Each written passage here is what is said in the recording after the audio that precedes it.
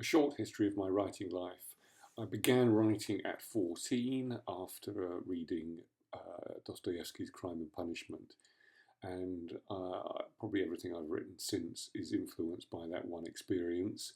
Um, I didn't finish a novel of any kind until I was 19, which was actually wasn't really a novel. It was a sort of um, concatenation of everything I had written up until that point, pushed together as a sort of formally difficult piece of, well, probably crap. Um, Actually, at that time, I really wanted to be a musician. When I realised that however much I tried, I probably didn't improve as a musician, but I did as a writer.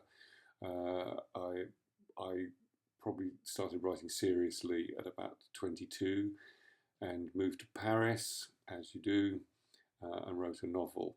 I think I was quite heavily influenced at that point by Proust, um, and I don't think the novel was very good at all.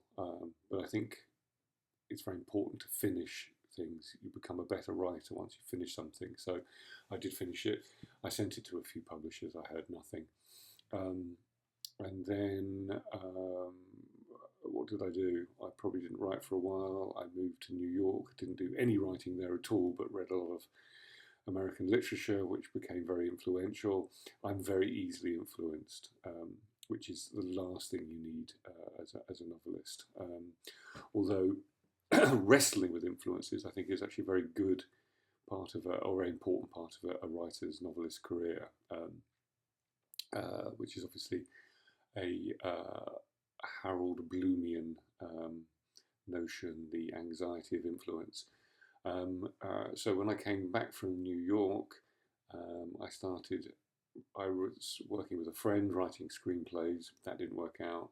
Then I wrote a novel, and in my probably at the age of 28, 29, it was called Whenever a Happy Thing Falls, which is the very last line of the Duino Elegies by Rilke. That found an agent, and it was very close. I mean, it got a editor, the very brilliant and beautiful Sally Abbey at Little Brown, wanted to buy it. But I think I'm probably the first writer in the UK, because this was 20 years ago, to be overruled by the marketing department. So she basically took it to the editorial meeting, said, "I want to buy this," and the marketing department said, "But we won't. We don't know how to market it." And that, from the life of me, I don't know why that is. Why that is the case. It's up until that point, and even my agent at that point said, when an editor wants a book, they get that book. But she wanted it, and she didn't get it. And it's not the case now. Marketing has almost just as much say in book commissioning. I mean, editors will never admit this, and publishers never admit this because it's sort of dirty and vulgar, that marketing. But it's absolutely true.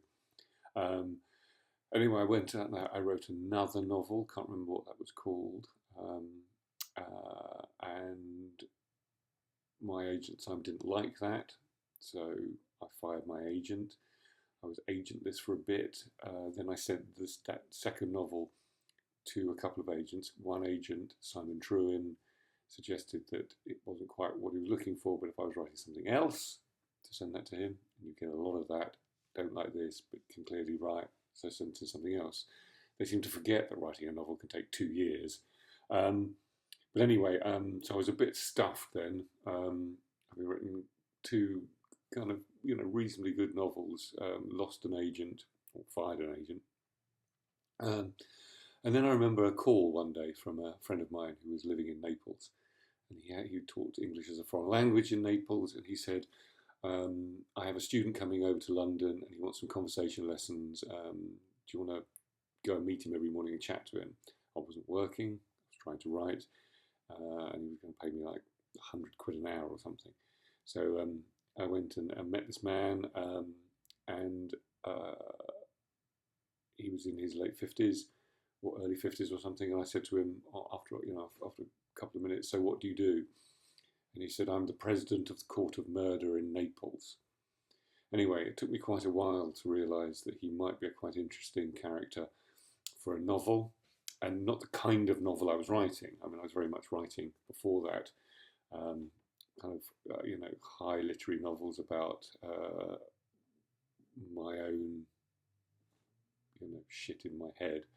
The idea of writing a kind of literary thriller in Italy didn't would never have occurred to me. But I met Massimo, went over to Naples, and wrote a novel called, at that point, The Betrayal of Naples.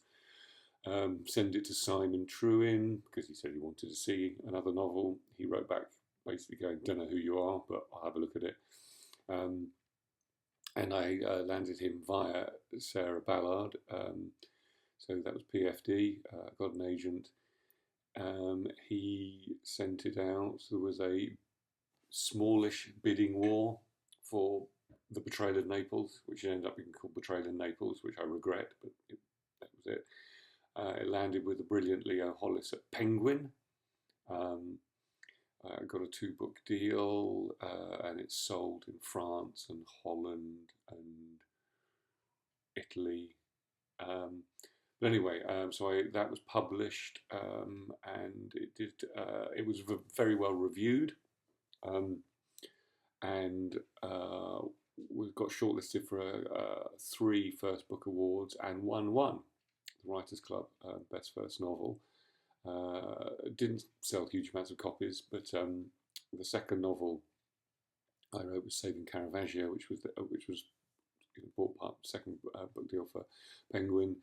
By that point, Leo was no longer at Penguin, and that's the last thing you want to be as a novelist, orphaned inside a massive publishing house, especially one as shit as Penguin. Sue me, you really are shit, Penguin. Anyway, they didn't put anything behind Saving Caravaggio. It got a few good reviews. It got slated by all the readers on Amazon, but the press reviews were good. And my kind of the sort of irony of this is that it got shortlisted for the Costa Best Novel of the Year award, along with a David Mitchell book and a Mark Haddon book and a William Boyd book. The 4 of us were shortlisted. William Boyd won, but at that point it just seemed to me I'd written 2 sort of European influenced existential crime thrillers set in Italy, and I wasn't overly sure that's what I wanted to do. So with the Costa nomination and a certain amount of press around that and whatever, and my kind of brand equity went up. So I thought, I'm going to write the novel I've been thinking about for the last 3 or 4 years, which was set in Buenos Aires during the Dirty War, and now. So I decamped with my young family. My twins were 3 at the time, to Buenos Aires for 2 months. Did some research, came back, spent about 8 months trying to write this book. About 6 months trying to write this book, and it went nowhere. I just couldn't find the heart of the story. I couldn't find the prose style. Just nothing. It was just, I mean, I'd still love to write it, but I have no idea how I would do it. I think it's because actually Buenos Aires is a deeply complex city. It's massive. Its history is incredibly dark, and it makes Naples feel like a fairground. And so. Then I was sort of a year. I wasn't in contract with Penguin anymore. I wasn't writing. I couldn't find a novel to write. Then I had this slightly mad idea about writing a sort of postmodern crime novel, using the sort of the kind of influence of the murders of Dostoevsky in sort of 21st century, probably 20th century at that point. 21st century London. 21st century London. Anyway, I wrote that and gave it to my agent, Simon Trewin, and he hated it. So I put that in a kind of virtual drawer, and wrote very quickly, because I had suddenly had an idea of, because I always thought my Italian novels were going to be 3, with sort of a trilogy going further, deeper into the south of Italy. So the first one was set in Naples. The second one, although it starts in Florence, ends up in Calabria, and I wanted to end one in Sicily, in Palermo. And so I wrote that, um, and got myself a new agent, Anthony Harwood, who is a very good agent, and he loved it. But actually, I was then finally writing a novel um, that was kind of all consuming, which is what a novelist wants. She wants to find something that they just absolutely believe in and can't put down and want to work on and want to make perfect. And so for the last 5 years, 5.5 years, I've been writing that, which I finished midway through this year.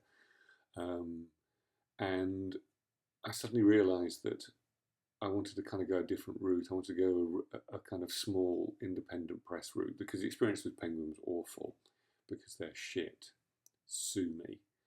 Um, uh, and so I've been sort of talking to various independent presses. And one of the reasons I'm making this video now is I've just had some feedback from um, my favourite independent press, because they've just read the opening of my novel and have said probably the kindest things that anyone has ever said about my writing. So even though they haven't committed to publish it yet, because they haven't finished it, I probably think my writing future is with them, and the novel I spent a lot of time on will probably be published, but maybe not. Who knows? But anyway, so that's it. But I have a publisher for the Slightly Mad Postmodern Russian Novelist, so that might be out next year. And I've thought I might, the third book of the Italian trilogy, I thought I might do something quite unusual and just read it on YouTube in very small parts, for no other reason than I thought, why not? So in the end, I haven't published anything since 2007, maybe. And next year, I think 2, if not 3 novels. I'm not sure what name I'm going to publish any of them under. Well, obviously the Italian one I'm going to read will be published under my name, given that I'm reading it. But the magnum opus, if you want, I don't know what's going to be my name, and the Russian novel, I don't. But that's it. This was much longer than I thought it would be. But yeah. Anyway, yeah, I've been talking about other people's books, so forgive me. I've talked about mine. Many thanks. Bye bye.